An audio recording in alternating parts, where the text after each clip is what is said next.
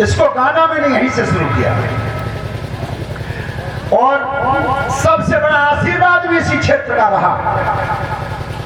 वो लोग आज भी यहां बैठे हैं जो मेरे पिताजी नाराज होते थे तो मुझे घर से पकड़ के लाते थे। उस समय इस बात को सभी विद्वान जानते हैं। बाबूजी मेरी बात पर विशेष ध्यान रखना, वैसे हम तुम्हारे सामने तो कुछ नहीं जानते। दीपक वो ही बुझाया जाता है जो जलता है, फूंक उसी दीपक में मारी जाती है जो जलता है। बुझे हुए दीपक में कोई फूंक नहीं मारता। तो यहां आपको पता है जब हर इतवार को कार्यक्रम होता था तो मेरे लिए 20-20 गायक बुलाए गए बाहर से नोटे दे देकर। लेकिन मैं यहां के जो 4-5 गांव में उस क्षेत्र की जनता का इतना बड़ा आभारी हूं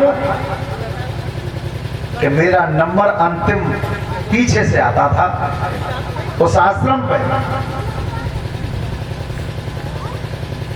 किसी भी गायक ने कुछ भी गाया, लेकिन यहाँ की जनता ने मेरा नाम सबसे आगे रखा। इसके लिए मैं इस क्षेत्र की जनता का बार बार धन्यवाद करता हूं।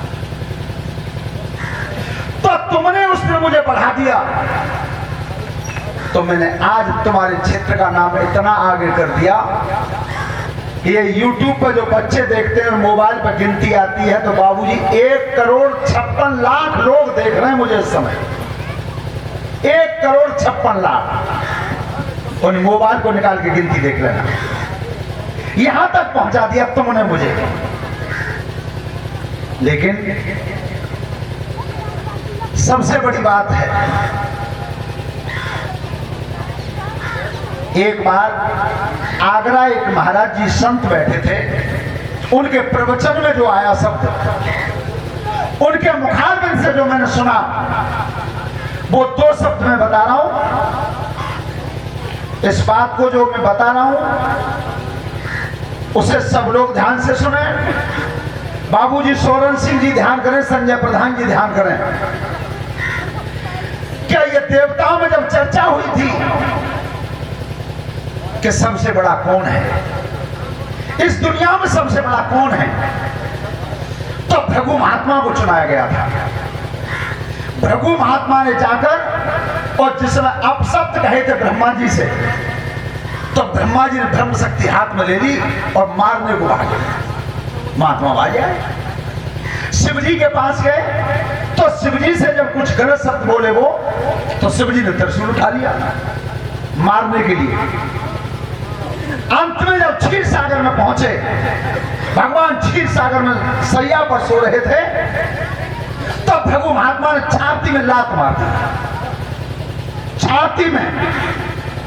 तो भगवान ने कहा, प्रभु मेरा सीना वज्र का है और आपका पैर कोमल है, तो मैं ये देखना चाहता हूं तुम्हारे पैर में कहीं चोट तो नहीं लगी।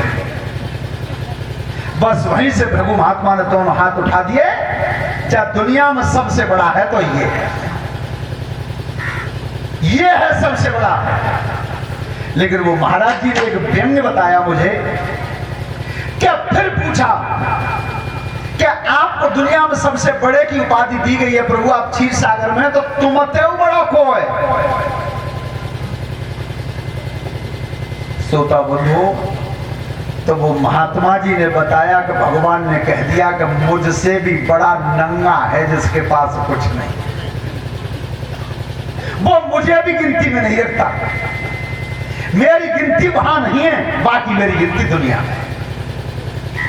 विचार करना कहां जा रहा है ये सब। सामर्थ्यवान जो होते हैं, जिनके ऊपर वजन होता है, वो नीचे झुक जाते हैं। अरे कोई पेड़ नीचे झुकता है जिसके ऊपर फल होता है, तो इसका फल ही नहीं होता। बड़ा हुआ तो क्या हुआ, जैसे पेड़ खजूर, अरे पैठन को छाया नहीं और फल ला गया थे, ऐसे बड़े से क्या करना है। श्रोता बंधु, महाभारत का प्रसंग मैं आपके सामने रख रहा हूं। जैसा भी जानता हूं उसे ध्यान देकर के सुना।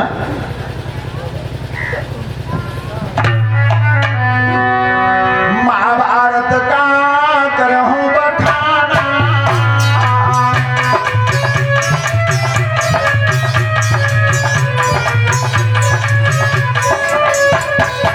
महाभारत का करहूं बखाना, और राजन सुनो लगा कर ध्याना।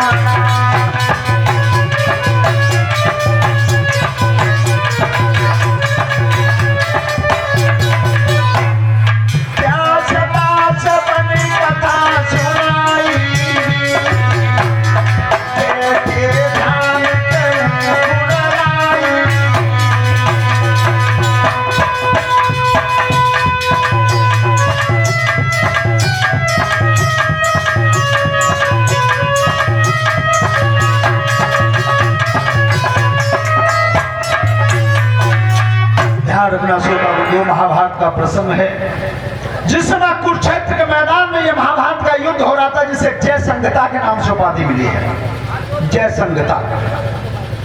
तो कल तो बाबूजी ने यह कहा था हमसे कि जिस राजा दंग के पीछे कौरव पांडव इकट्ठे होकर के भगवान कृष्ण से लड़े, इसे सुना देना। लेकिन अभी हमें बताया कि यह कथा यहाँ इसी मठ पर हो चुकी है। महाराज दंग के प्रश्न को जहां उठाया गया था वो यही पुण्यतिथि स्थल है, शायद यहां पर सुना दिया है उसे। अभी सर किसी ने बताया था कि ये सुना दिया है और इसी की मांग थी बाबूजी की। तो चलो बाबू, तुम्हारे कहने की बात तो यहां हो चुकी है, सुना दिया है। लेकिन प्रस्ताव दूसरा ये आया है कि कुरुक्षेत्र के मैदान में अर्जुन और कर्ण का संग्राम जो हुआ था उसे सुना दें। अगर आपकी इच्छा हो तो उसे सुना दें।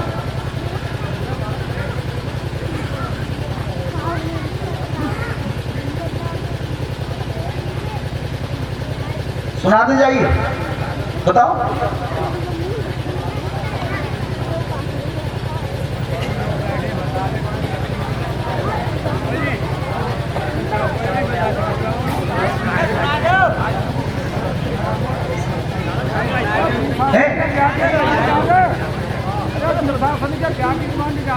ना मैं ना सुनो सर, नमो यार न मैंने महाभारत में कब देखो। जो चीज नहीं है और जो नहीं देखी है न पढ़ी है तो उसकी हामी नहीं है। चलो